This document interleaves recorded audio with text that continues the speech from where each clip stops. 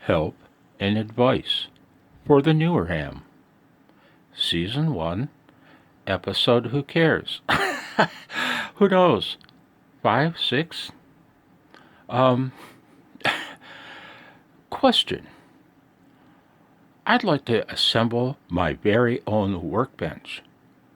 Hey, Wirehead, what should I put on it? Answer. Hell, I don't know. It's your workbench. Put whatever the hell you want on the damn thing. Just don't burn your mom and dad's house down. Then you won't have anywhere to live. Assuming the basement no longer exists. Sorry, hang on. Today's episode is about probes. But before we get to all that noise, check it out, man. Ward's Airline Model BR 660. Ward's Airline Model BR 666A. BR? Barn radio? That's what it is. Runs on 6 volts. Can't plug it in. Check it out. My old bird. Well, here's my old bird. My dad. Hi, Ma. Hi, Dad. They don't move anymore. That's getting pretty bad, man. He does. I'm going to talk about probes. And so I'm going to stick this phone on a tripod. Hang on. Okay, first up is an oscilloscope probe. Man, boy, is this video gonna suck. Even worse than usual, because I'm walking around behind my camera. I'll probably bump it. Why an oscilloscope probe? If you don't own a scope and you don't plan to buy a scope, I'll show you why. Hang on. Because they're handy as an instrument, a device to connect to a frequency counter or signal generator. If you plan to ever get into restoring vintage vacuum tube radios, you'll need a signal generator to do IF alignment. And if you would like to use vintage equipment to restore, era, period, correct equipment that a technician would use to repair the radio back in the day, then you'd have an instrument such as this. And I've modified the output jack with a BNC connector so that I could use modern probes. That was before I obtained a couple of those vintage Amphenol connectors, coaxial style connectors. But an oscilloscope probe is handy to have. Hang on. For your frequency counter, either an older one like that or a modern one. Hang on. Okay. I'm going to show these one at a time and explain a little about the probes that I use for the work I do. I'm going to show my homebrew probes first. This is one that people are going to give me flack for, man. People are going to bust my chops. Why? Well, I don't know. Let's look at the end that connects to the meter. With a nod towards safety. Do you see a problem? I don't, but I'm an experienced electronic technician. Let's look at the business end of this probe. This is a probe that I call my needle probe.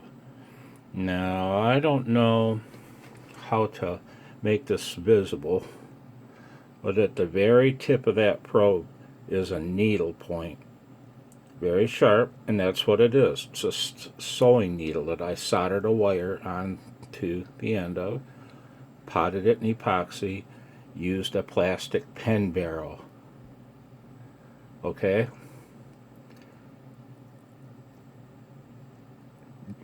Is it safe? For me to use it is. Am I going to probe 10,000 volts with it? No, I am not. You know, will I probe 450 volts with it? Oh, absolutely. This is it's a probe wire from an old broken meter probe. It's high quality wire.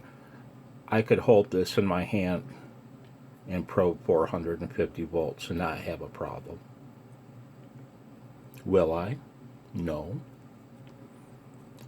I'll hold it like this. And where this probe comes in real handy is for trouble probing voltages, or even, when taking resistance measurements in an older piece of equipment where you have solder connections that are oxidized and such. That needle is so handy. So handy. That's my needle probe. Another probe, if you plan to do RF servicing, a handy device to have if you don't have a scope. The next best option for you for checking power output measurements would be an RF probe. Inside the pen barrel, it's a very simple circuit, a resistor, couple caps, and a diode. On the other end, I've since robbed it of the banana jacks. But these two wires would go to your meter, set to the appropriate voltage range. This alligator clip, this is all a curmudgeon, but the alligator clip goes with that end, right? Very handy. Very handy. Next up, I prefer, well, I'm going to show you these first.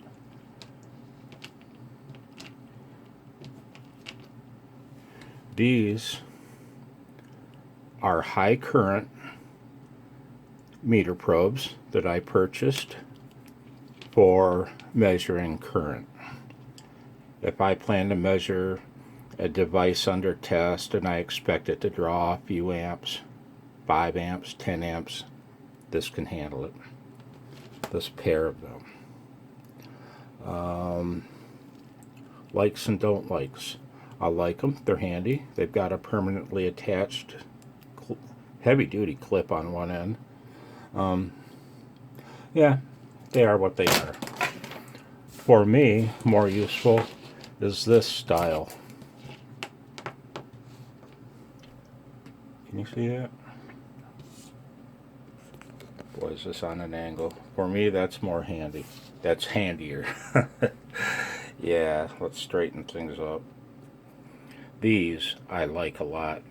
For me, they're more versatile. And again, one must use caution when doing this, but they're stackable. That can come in handy. You like how I connected red to black?